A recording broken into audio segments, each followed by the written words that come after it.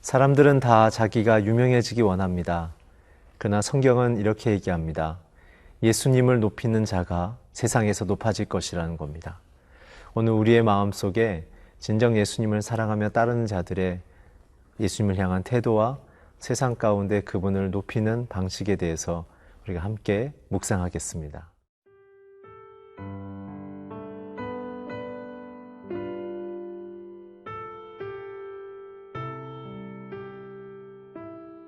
마태복음 3장 11절에서 17절 말씀입니다.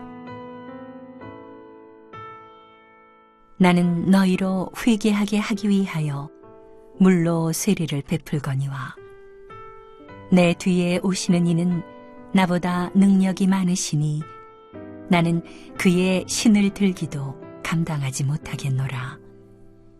그는 성령과 불로 너희에게 세례를 베푸실 것이요 손에 키를 들고 자기의 타작마당을 정하게 하사 알곡은 모아 곳간에 들이고 쭉정이는 꺼지지 않는 불에 태우시리라. 이때에 예수께서 갈릴리로부터 요단강에 이르러 요한에게 세례를 받으려 하시니 요한이 말려 이르되 내가 당신에게서 세례를 받아야 할 터인데 당신이 내게로 오시나이까. 예수께서 대답하여 이르시되 이제 허락하라.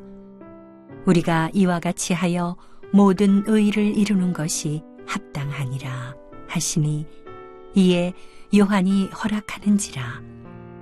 예수께서 세례를 받으시고 곧 물에서 올라오실새 하늘이 열리고 하나님의 성령이 비둘기같이 내려 자기 위에 임하심을 보시더니 하늘로부터 소리가 있어 말씀하시되 이는 내 사랑하는 아들이요 내 기뻐하는 자라 하시니라.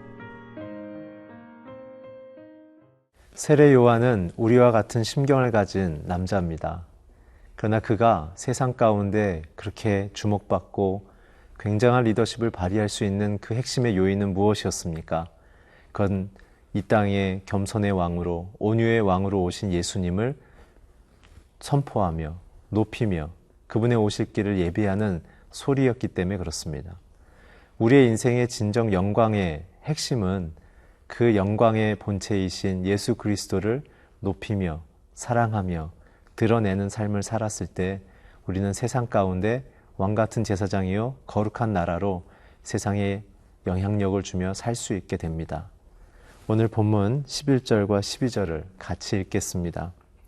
나는 너희로 회개하게 하기 위해 물로 세례를 베풀거니와 내 뒤에 오시는 이는 나보다 능력이 많으시니 나는 그의 신을 들기도 감당하지 못하겠노라.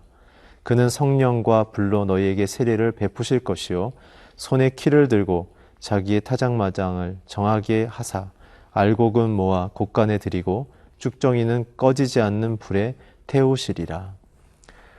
오늘 요한이 참된 겸손으로 찾아오신 예수님을 정확하게 알고 고백하고 있습니다. 오늘 요한은 누구인가 그리고 예수님은 누구이신가를 함께 묵상하면서 우리의 인생 가운데 주신 아름다운 부르심을 함께 보기 원합니다. 요한은 자기 자신에 대해서 스스로 어떻게 고백했습니까? 첫 번째, 자기는 광야에 외치는 소리라고 얘기했습니다. 자기의 인생의 사명입니다. 그 사명은 왕으로 오신 예수님의 자기는 예고편이라는 것이죠. 저와 여러분의 인생은 예수님을 드러낼 때 영광스럽게 됩니다. 우리의 사명인 것입니다. 가정에서, 직장에서 예수님의 오심을 예비하는 것, 그것이 우리 인생의 영광이죠. 두 번째, 신들매도 감당하지 못하겠다고 얘기했습니다. 이것은 왕이신 예수님과 자기와의 관계입니다. 하나님 앞에서, 예수님 앞에서 참된 자기의 정체성에 대한 겸손을 고백하는 것입니다. 예수님의 사랑과 권위로 살아난 우리, 그 사랑의 감격함으로 우리가 예수님을 지극히 높은 분으로 높일 때 그분은 우리와 가까이 계십니다. 오늘 우리의 마음속에 외로움과 고독이 있다면 주님을 높이시며 찬양하십시오. 주님이 여러분들과 함께 하십니다. 세 번째는 사역입니다. 나는 물로 세례를 주는 자이다. 예수님이 맡겨주신 사명과 그분과의 관계와 사역의 내용을 정확히 고백했을 때 예수님은 그와 함께 하셨고 그를 통해 세상에 등장하십니다. 세례 요한이 고백하며 선포하는 예수님이 누구이신지 우리가 두 가지로 정리할 수 있습니다. 첫 번째는 물과 불로 세례를 주시는 자다. 이것은 이사야서 32장 17절에 나와 있는 메시지를 그가 인용한 것이죠. 물과 불은 무엇입니까? 물 세례는 우리의 행위, 우리의 죄악을 씻는 외면적인 정화를 뜻합니다. 그러나 성령의 불은 우리의 영혼의 죄를 씻는 하나님의 아들과 딸로 변화시킬 수 있는 본질적인 변화를 일으키는 하나님의 능력입니다. 그것이 구원이죠. 꺼지지 않는 불은 바로 우리의 영혼의 심판의 내용이기도 하지만 그러나 우리의 영혼을 성령의 불로 말미암아 깨끗하게 그 불로 떨어지지 않게 하기 위한 하나님의 구원의 또한 배경이 되기도 합니다. 또한 두 번째로는 예수님에 대해서 추수하는 왕으로 12절에 표현하고 있습니다. 이거는 이사야서 30장 20절에서 28절에 사람을 정화시킨다라는 메시지를 그가 인용하며 선언한 것이죠. 예수님은 타작마당에서 키질을 하면서 알곡과 쭉정이를 구분하시는 분으로 나오고 있습니다. 이 키질에 대한 이사야서의 메시지는 무엇이냐면 하나님의 심판을 얘기하는 것입니다. 그 심판은 우리의 죄악과 시련을 통과시킴으로 참된 하나님의 구원이 있다라는 것을 깨닫게 하시려는 메시지입니다. 오늘 저와 여러분의 이런저런 삶의 고통과 환경 속에서 우리는 뭘 고백합니까? 우리의 무능함, 우리의 제한적인 삶, 우리의 무력함을 느끼죠. 그 순간이 바로 하나님의 구원을 잡을 수 있는 가장 위대한 순간입니다. 그것이 바로 키질로 표현하는 우리의 삶이죠. 우리는 그 순간 하나님에 대한 거룩한 지식과 성품을 받아들여서 우리의 인생 가운데 하나님을 만나며 찾는 그 구원의 역사, 그것이 바로 오늘 키질하시는 예수 그리스도 앞에 선 우리의 모습입니다.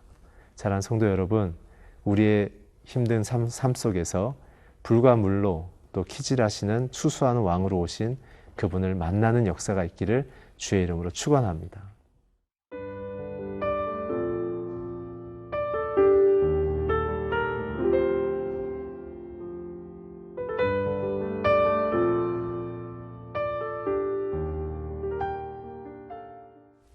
예수님의 오심을 기다린 세례 요한, 그 세례 요한이 이제 드디어 예수님을 만나는 장면입니다. 13절 14절을 읽겠습니다. 이때 예수께서 갈릴리로부터 요단강에 이르러 요한에게 세례를 받으러 하시니 요한이 말려 이르되 내가 당신에게서 세례를 받아야 할 터인데 당신이 내게로 오시나이까. 예수님이 하나님의 때에 움직이십니다.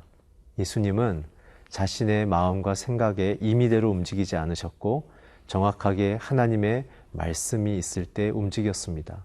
그 결과는 하나님의 역사가 일으켜지는 것이죠.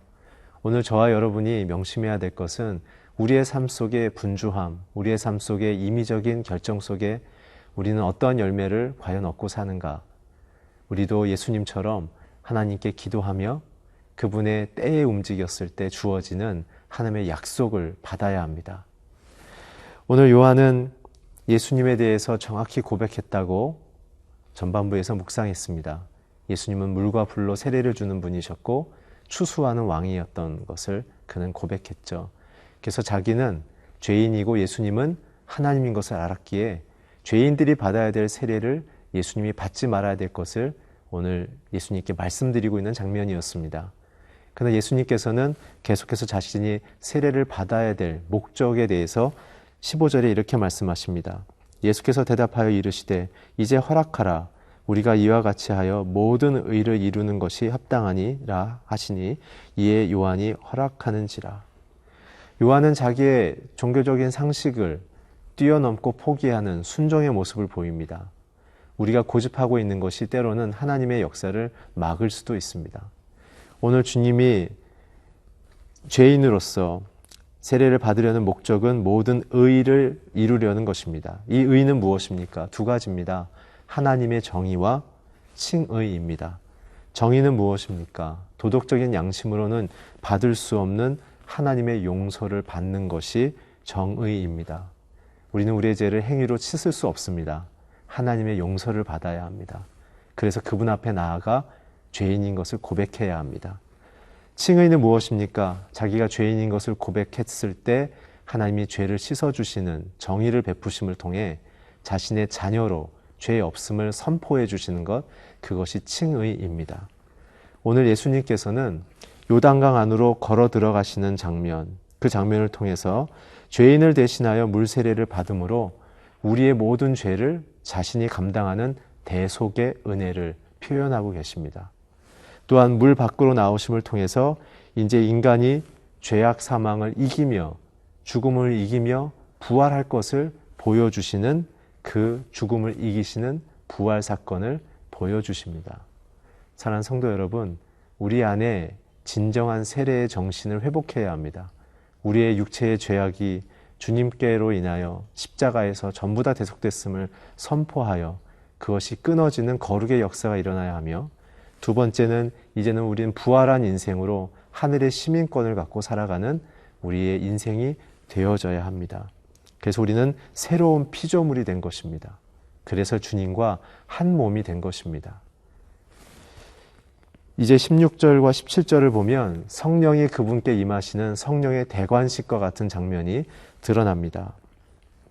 예수께서 세례를 받으시고 곧 물에서 올라오실새 하늘이 열리고 하나님의 성령이 비둘기와 같이 내려 자기 위에 임하심을 보시더니 하늘로부터 소리가 있어 말씀하시되 이는 내 사랑하는 아들이요 내 기뻐하는 자라 하시니라. 오늘 여기에 보면 예수님을 향하여 굉장한 장면이 나타납니다. 하늘로부터 하나님의 성령이 비둘기같이 임하셨다고 얘기합니다. 여러분, 성경에서 비둘기는 어떤 의미입니까? 창세기 8장 11절에 보면 물의 심판이 끝난 이후에 하나님께서 더 이상 심판하지 않기를 선언하시는 그러한 상징으로 화해와 평화를 상징하죠. 그리고 임하심은 이사야서 61장 1절에서 2절에 있는 것처럼 여호와의 신이 임함을 통해 메시아가 어떤 일을 할 것인지 우리를 살리고 구원하시는 역사를 보여주십니다. 오늘 주님께 임한 이 비둘기 같은 성령과 그 임하시는 모습은 십자가를 통해 우리에게 베푸실 아름다운 구원과 장차 공생애를 통해 보여주실 메시아의 삶의 내용이 무엇인지를 우리에게 보여주십니다. 그리고 그에게 아들이라고 말씀하신 것, 그것은 탕자의 비유처럼 이제 죄인들이 아버지와 함께 언약의 관계로 돌아선다는 메시지입니다. 그래서 예수님께서 주신 메시지는 회개하라, 천국이 가까웠다고 말씀하셨던 것입니다. 그런 모든 결론은 결국은 기쁨입니다. 예수님께서 하나님을 향하여 목숨 걸고 그 사명을 감당하셨기 때문에 성부 하나님의 기쁨이 되어지신 것입니다. 사랑하는 성도 여러분, 이 모든 일은 우리에게 주어진 축복의 약속입니다. 오늘 저와 여러분의 인생 가운데 심판이 끝난 성령의 비둘기가 임하기를, 그래서 우리의 인생 속에서도 주님과 같은 영향력이 있기를 축복합니다. 그리고 우리가 하나님의 자녀가 되어서 주님 앞에 성실하게 충성을 다하는 인생으로 살아가는 하나님의 기쁨된 자녀의 삶을 사시기를 주의 이름으로 축원합니다. 기도하겠습니다. 예수님의 세례를 통해 우리에게 주신 이 엄청난 죄 용서와 자녀됨의 축복을 날마다 감사하며 증거하며 살게 하여 주시옵소서. 예수 그리스도의 이름으로 기도했습니다. 아멘.